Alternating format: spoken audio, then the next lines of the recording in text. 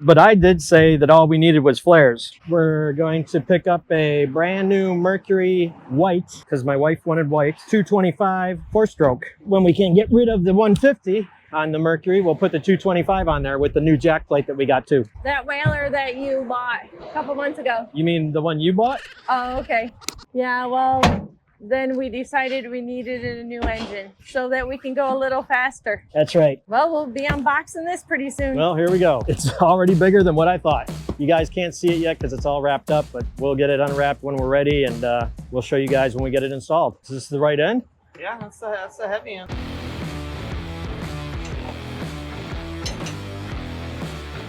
We are continuing the multifunction display install. The original 21 Dauntless here had that small little box was its original like little Garmin off-the-shelf GPS. So it was almost 10 years old. I mean, it served its function, but it was time to get something bigger and better and more capable. We wanted the multifunction displays, I believe the Evos. You can kind of already see the template where the two new ones are going to go.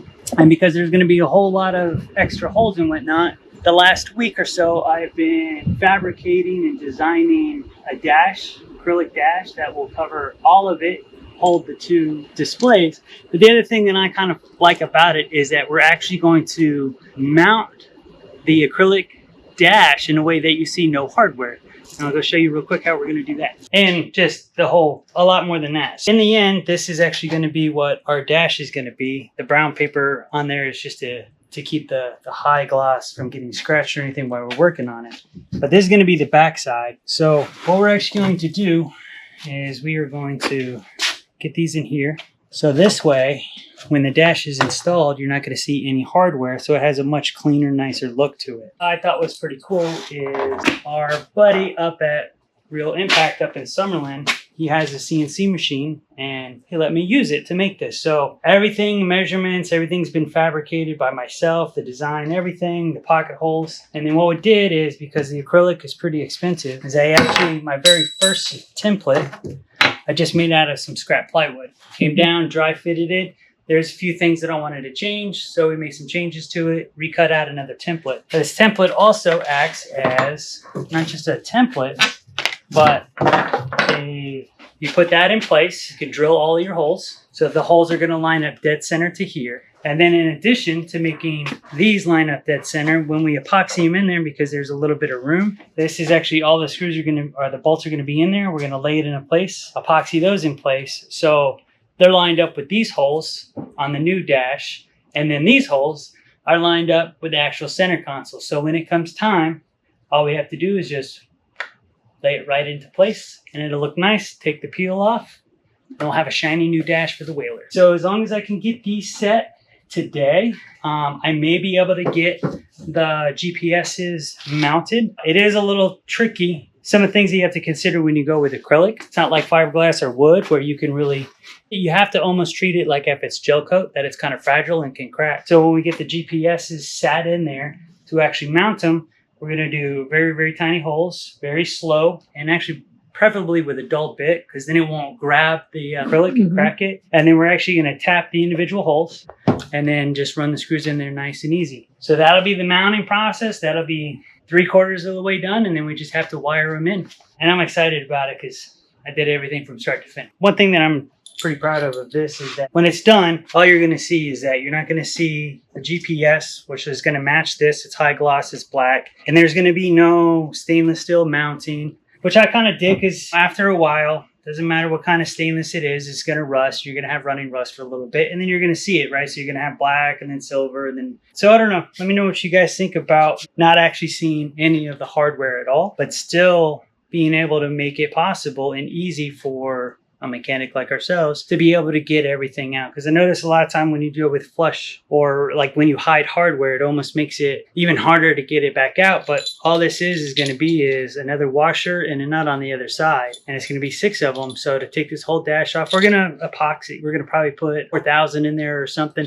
Not something super aggressive, but enough that it'll keep it watertight and add a little bit of vibration and adhesive and weather tight integrity. You don't see any hardware, no chances of it rusting out, and it's going to be nuts, not Phillips heads, which in my opinion almost always strip out if they've been on a boat more than like a year or two. So let me know what you guys think about it.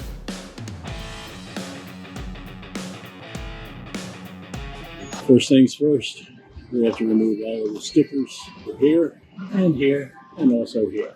So we've taken these off, so now we get it cleaned off and we'll start sanding it. We've got the letters taken off, got them all cleaned up real good. That also gives us a little idea what the paint looked like, the gel coat looked like when they put them on. Little references to what we're looking for when we're done. All right, we're gonna have to get the sand in and see what happens. So old Mel today is cleaning up the gel coat in the blue color on our whaler. Kind of give you an idea of what he's done so far. Sure, you can see the Florida numbers. That's where the stickers were so far. Well, if you look here, this line was running the whole boat. So down here where I've already done it, we've gotten rid of most of it. Still got some more to go. Yeah. You can see the old color underneath the numbers. Yep. And I'm coming to, this is where I stopped. We're almost there with that. What he's done so far, which is pretty good, you can kind of see the difference. Yeah, it's just like that faded. There was an entire thing that said Whaler Dauntless all across here. It's already buffed out, but it's coming on pretty good. Well, we do this and then we go to 1,000, 1,500, 2,000, and 3,000. And then buff Hopefully it that's all. enough, and then buff it until it shines. Yeah, because it'll buff out. All right, so today at the shop, we have Mr. Mel over there sanding the like 800 grit on the boat to kind of bring that color back out. Right now, I got a water pump that I need to tape off, prime, and paint, and then eventually, it's kind of hard to do with one hand. Give me a second. Yeah, I need to prime, paint, and tape off this water pump, and then install it in Rio. There it is. So pretty much all of this brass, bronze right here needs to turn white. Alright, so I got everything taped up, all the important parts that have to get mated to something. And right now, I'm going to do 2 coats of this, let it sit for a little bit, probably 30 minutes between coats, and then once I put the 2 coats on, I'm going to let it sit in front of this fan overnight, and then I'm going to put the 2 coats of this Matterhorn, get that all squared away and install it. But we're moving along. Well, it's getting pretty exciting around here because we just picked up our little tea bag that we're going to install some of our life vests. Up there, you'll see it. Yeah, it goes up there on the roof. Anybody that has their mind in the gutter, get your mind out of the gutter. It's called a tea bag because it goes on a tea top.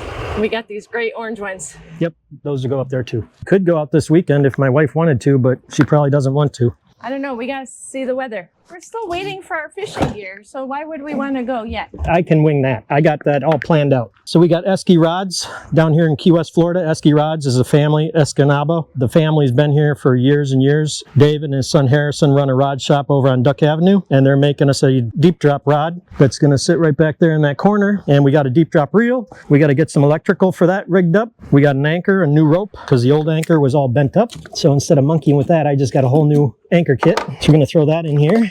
Put that tea bag up there to get all the life vests up out of the way. We might be getting close to going fishing. Well, we've been delayed a little bit because of our move. Yes, that's true. Matt and I, the boats are still at our old spot, but the old spot is pretty empty. I've already showed you the new spot, but this old spot, actually, we have it holding our new outboard. But other than that, it's pretty empty in here. We've been slowly emptying all the shelves. We didn't want to do too much at once because, of course, it makes it very difficult to work when you have your stuff everywhere. So we took a little at a time to try and keep us organized. Tying off the new anchor rope right here so nobody tosses it overboard and we lose it. And don't think that doesn't happen. So we'll just tie a couple bowlines there. That should be plenty good. We'll throw this down there. And there we go. Let's see how it sits in this windlass. Let me see this back up, baby. Maybe it's got to go this way. Yeah, I don't know what that's all about. We have anchor. Let's put the tea bag up and get the life vests out of the way. So this is supposed to be the driest spot on the boat, right? Well, I don't know about that. I hope so. It's going to hold the life vests. Yeah, and the good thing is it's got bungees on the outside so you can shove the inflatables in there too.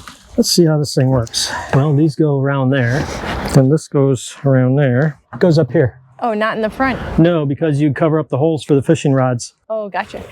That should work. Good. Whew. Looks pretty good.